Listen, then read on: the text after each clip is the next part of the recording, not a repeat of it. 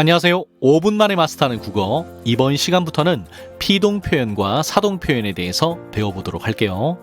오마국 시작합니다. 자, 여기 문장이 하나 있네. 아이가 새우를 먹었다. 지금까지 배운 문법 요소들을 적용해 볼까? 먼저 높임 표현을 생각해 보자. 주어 자리에 있는 주체인 아이를 높인 게 아니네. 따라서 주체 높임법은 아니고, 목적어 자리에 있는 객체, 새우를 높인 것도 아니네.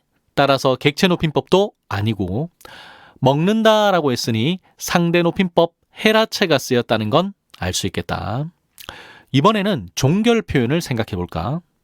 종결 표현하면 일단 한번 외치고 시작해야지. 평이 명청감. 이 문장은 딱 보니까 평서형 종결음이 다가 쓰였고, 따라서 평서문이 되겠네. 이번에는 시간 표현을 생각해 볼까? 과거 시제 선어말음이 어시 쓰였으니까 과거 시제네. 이제 너희들 수준이 상당히 높아졌다는 걸 스스로도 잘 알겠지? 이처럼 한 문장에 담겨 있는 다양한 문법 요소들을 자유자재로 찾아낼 수 있어야 문법 요소를 마스터했다고 할 수 있어. 자, 계속해서 이제부터 관점을 바꾸는 활동을 해볼 거야.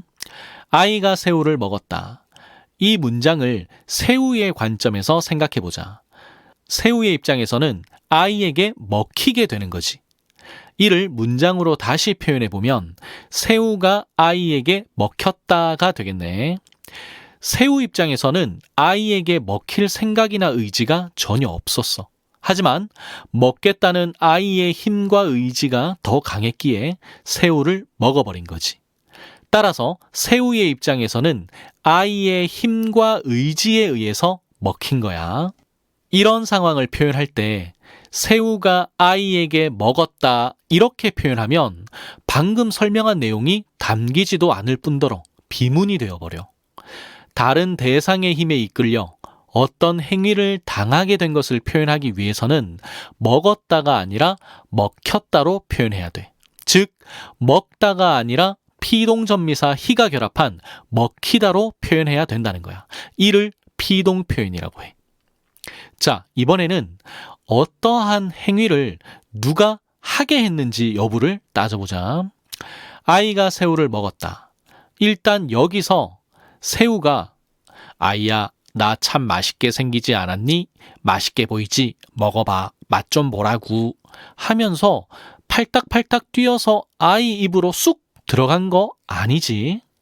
새우는 아이에게 먹는 행위를 하게 할 수 없어.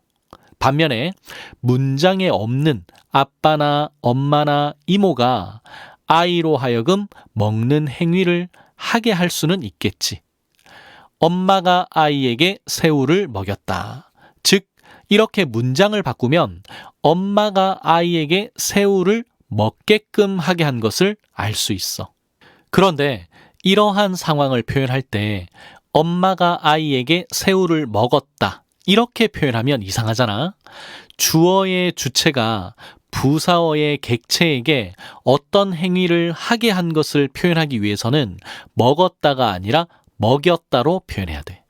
즉, 먹다가 아니라 사동전미사 이가 결합한 먹이다로 표현해야 된다는 얘기야. 이를 사동 표현이라고 해. 자, 지금까지 설명한 내용을 정리해 볼게. 아이가 새우를 먹었다라는 문장이 있어. 목적어의 자리에 놓인 객체 새우의 입장을 강조해서 생각해 보자. 새우의 입장에서는 아이의 힘과 의지에 의해서 먹힌 거지. 이를 문장으로 표현하면 새우가 아이에게 먹혔다가 될 것이고, 이를 피동이라고 해. 원래의 문장은 능동이라고 하지. 자, 다시 처음으로 돌아가서 아이가 새우를 먹었다. 이번에는 주어의 자리에 놓인 주체 아이의 입장에서 생각해 볼 수 있어. 이 아이는 진짜 자기의 힘과 의지를 가지고 먹은 걸까? 만약 그게 아니라 엄마의 힘과 의지가 작용했다면 엄마가 아이에게 새우를 먹였다가 될 것이고, 이를 사동이라고 해. 원래의 문장은 주동이라고 하지. 정리하자. 능동은 주체가 자기의 힘과 의지로 동작이나 행위를 하는 것이고, 주동은 누가 시켜서 하는 게 아니라 스스로 동작이나 행위를 한 거니까 결론적으로 능동과 주동은 의미상 차이가 거의 없어. 따라서 문법적으로 능동과 주동을 굳이 구분해야 할 아무런 이유가 없는 것이고 문제로 출제되지도 않아. 그러니 능동과 주동을 구분하려는 그 어떤 노력도 할 필요가 없다. 오케이? 그리고 어떠한 동작이나 움직임을 하기 위해서는 주체의 힘과 의지가 있어야 되는데 주체가 자신의 힘과 의지가 아닌 다른 대상의 힘과 의지에 의해 동작이나 움직임을 당하는 것을 피동이라고 하고 이를 문장으로 구현한 것을 피동 표현이라고 해. 또한 어떤 주체가 다른 대상으로 하여금 어떠한 동작이나 움직임을 하게 하는 것을 사동이라고 하고 이를 문장으로 구현한 것을 사동 표현이라고 해. 이게 바로 피동과 사동의 정확한 의미였던 거야. 이번 시간에는 이렇게 피동과 사동의 가장 중요한 개념만 먼저 잡아놓자. 다음 시간에는 사동 표현 먼저 본격적으로 파헤쳐 볼 거야. 오늘은 여기까지. 하산의 끝!